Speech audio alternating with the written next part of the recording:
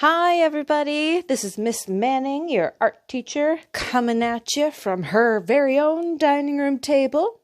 Today, I am going to go over your first at-home Momot Elementary Art Room lesson. For week 1, we are going to be working with texture. Texture in art can be a tricky thing to define. It can mean how something feels, the actual texture.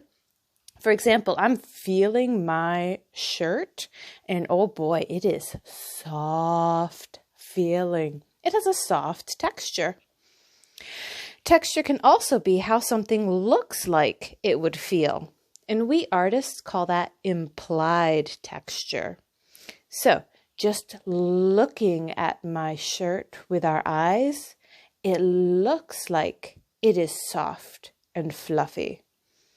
That is the implied texture.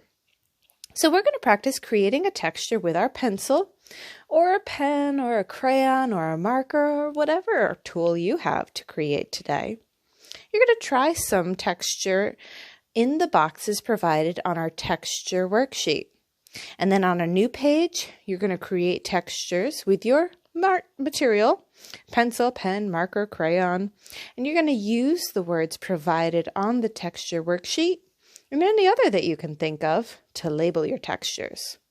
So our first activity is our texture worksheet, and then we're going to do some texture words examples. Now to start, I highly recommend you take your art packet and flip it over, and carefully, you might need a little help from an adult. Pull out that staple so that you can get to this paper right here. This is your texture worksheet, but check it out. On the back of your cover sheet, there's instructions for completing both assignments. Feel free to take a look at this so that you can make sure you got the right thing going on. Now, let's just put that to the side. We'll focus on this part, the texture worksheet. It says, can you create a texture with just your pencil? Try some in the boxes below the examples. Here are our 3 examples of texture. This texture, my gosh, what could we call this one? I don't know, maybe hairy? Could be a hairy texture. Can you try and create this in the box below? Well, this is just a repeated line. It's a little bit of a straight line, isn't it? And they're all different lengths, and they're all kind of going in the same direction. Gosh, this texture is a lot like a pattern, something that's repeated over and over again, isn't it? This hairy texture I can create by using my little and long diagonal lines, filling up my box with texture. Look at that, short little hairy texture. Take a look at this texture. It's kind of spiky, almost like a, what's that lizard called that has like the little spikes all over it? I can't remember, but it reminds me of a lizard skin with like short little spikes. If you look close, those little spikes, they look a lot like a letter that I know, the letter V. And I'm pretty sure you can all write a very nice letter V. But notice how this time the pattern is not regular.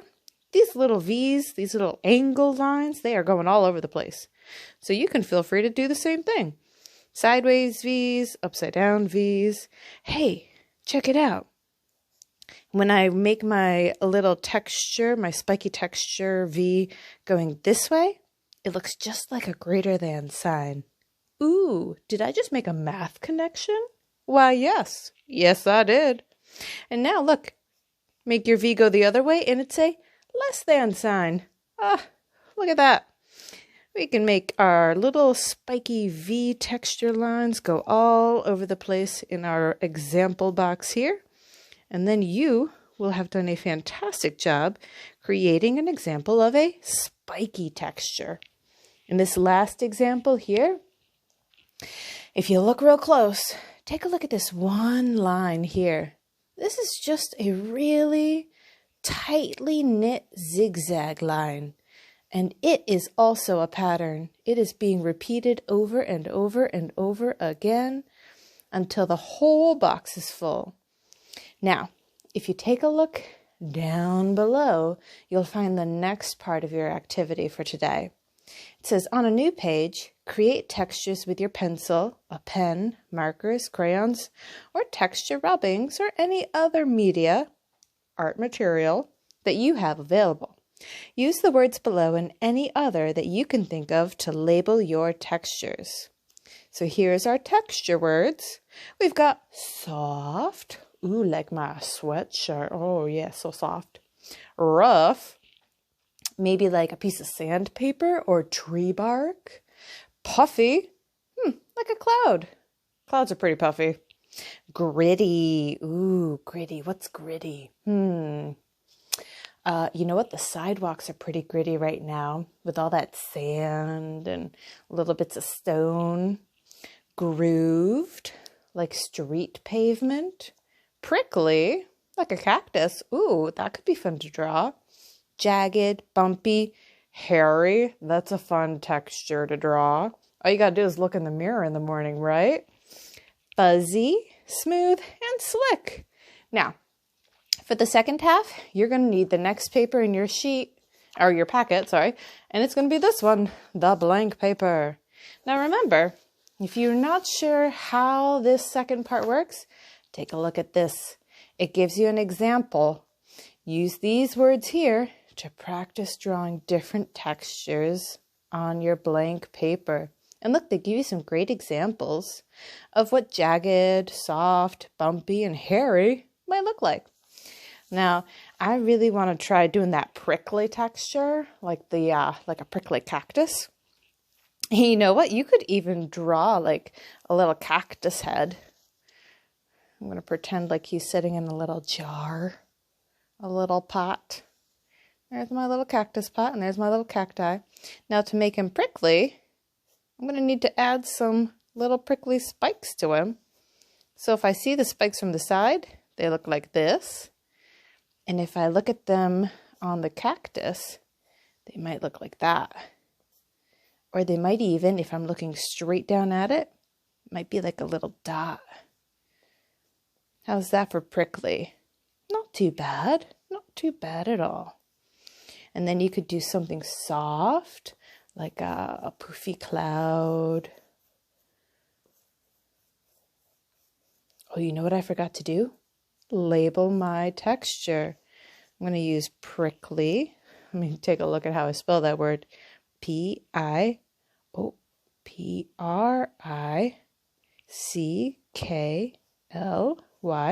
Look at me using my resources so I make sure to spell it right.